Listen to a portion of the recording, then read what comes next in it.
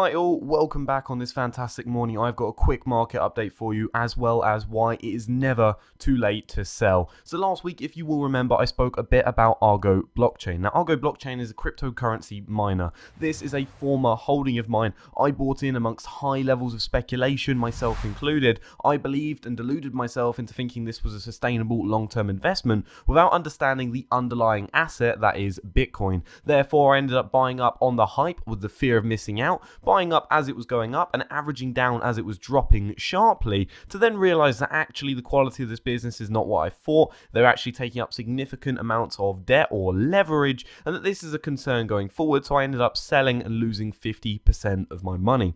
However, we were talking about this last week, and I was talking about how with Argo blockchain I sold at 50%, right? But actually, if I'd have carried on holding it until last week, I would have been down 84%.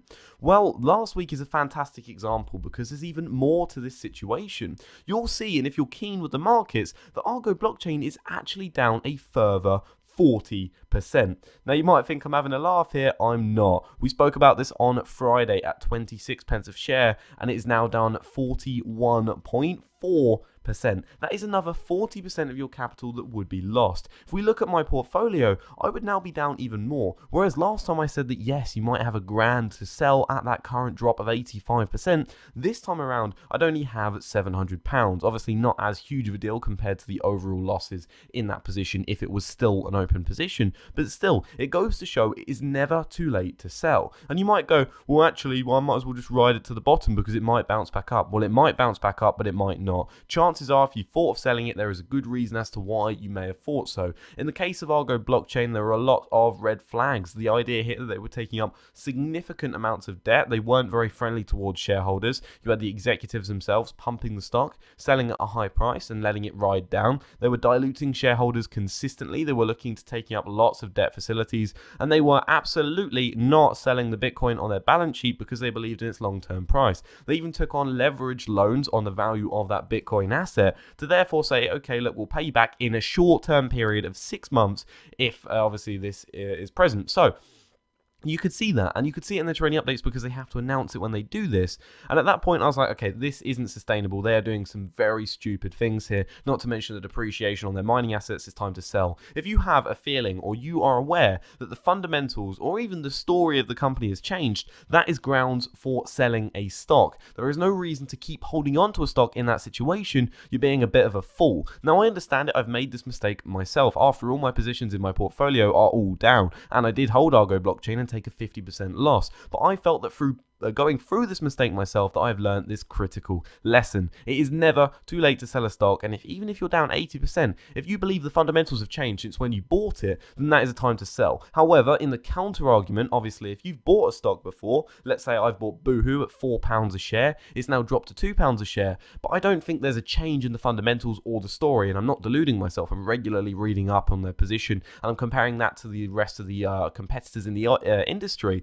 I might believe, okay, well actually the stock's at a 50% discount now, I should be buying a lot more shares. That's the difference in the situation. It's when you should be buying or when you should be selling, and the only way to be more certain of this is by doing more research. With more research, you can have a greater understanding of your stocks and your investments. If you know the way fundamentally that a business works, like Boohoo, then it's very easy for you to grasp if they are doing very strategic moves or very stupid moves in the case of Argo blockchain. I myself didn't understand that. I didn't understand Bitcoin, so when I realized they were doing these high growth or explosively expansive moves, I thought, okay, yeah, this could be great because the asset of Bitcoin should hold its value, right? Well, I was completely wrong, but that is completely fair. My portfolio this week is actually up 5.1%. We've had quite a strong week following the change in Boohoo's upswing, as well as also Games Workshop. We've had a little bit of a swing back here, not too much in the grand scheme of things because I am still down 61%. However, I remain very optimistic about the outlook for the overall markets. I'm choosing tuned out of the overall or the global markets. I'm not very interested in the politics that are ongoing at the moment. I think it's a load of rubbish, and to be honest, it's a waste of time. You shouldn't be sat there listening to that. There are better things that you can do as a person to drive value. There are other ways you can make money, or you could be finding happiness in life, and listening to politics all day is absolutely not worth it. That said, I remain, as I say, optimistic for the long term. I do think Boohoo and Games Workshop are eventually going to start recovering. Games Workshop is showing a little bit more resilient here because they are deemed of a higher quality. After all, they are still making a profit, albeit slightly less than this time last year. Arguably, though, this is still a strong position to be in. I hold 96 shares of Games Workshop, and I do plan to buy more when the next pay period comes in about 2 weeks' time. And they have also announced a dividend of 45p a share this week, which, you know, will be a nice little bit chunk of change to add to the portfolio and reinvest. As with Boohoo, my average is down to about £1.24 a share. This time in December, or last year, December, I was at about £2.14 a share. And you can see this actually on my Twitter profile. So if you don't follow me on Twitter, definitely go and check that out. But you'll see that my average was far higher. Arguably, yes, I'm down 68% on this position, and that is a significant fall in the value of an investment, and actually would suggest that I myself am not an investor because of I let this position get to this bad. However, that's a whole different argument, and at the end of the day, you can't expect someone who started investing at the end of 2019 to be a very experienced and developed investor in this time period, and I never claimed to be. I've always been a beginner investor, yet you guys will still throw a lot of hate here and there, which falls on deaf ears about things like that. I've also said here that I'm going to be changing the rules of the portfolio. When I do start to open a third position, I will be opening 2 or 3 more positions in the future. I want to be holding no more than 40% in a single stock. The idea here is that I don't become overexposed to one investment, and overall the volatility or the fluctuations are less impactful to the overall portfolio. I still believe in that diversification in those holding 5 stocks, that you've still got equal opportunities to do very well in the markets. However, the difference is that Boohoo, as I believe in,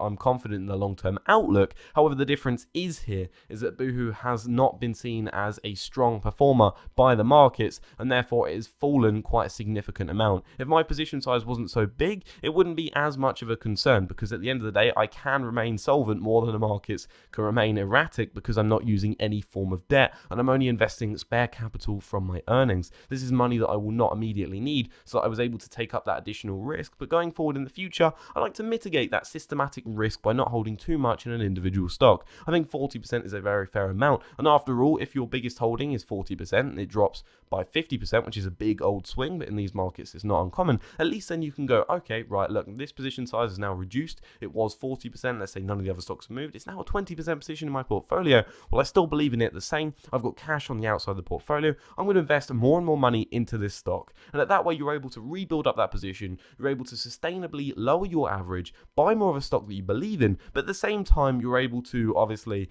mitigate that risk. And or you might decide, okay, look, I'm investing in these stocks. Boohoo, I've got a 40% position in. Actually, it's down 60% the last 6 months.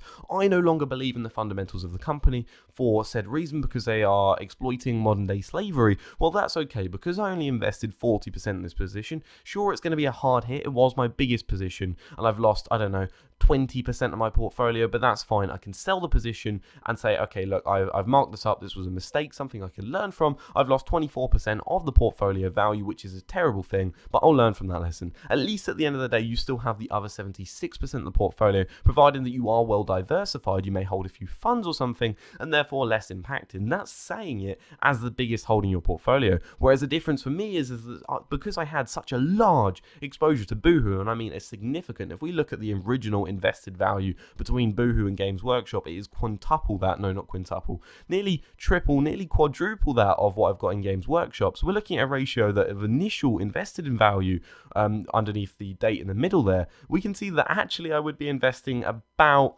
75% in Boohoo. So therefore I've taken such a large swing, as you can see, the 61% down performance in my overall portfolio. After all, lessons are learned. Have a fantastic weekend.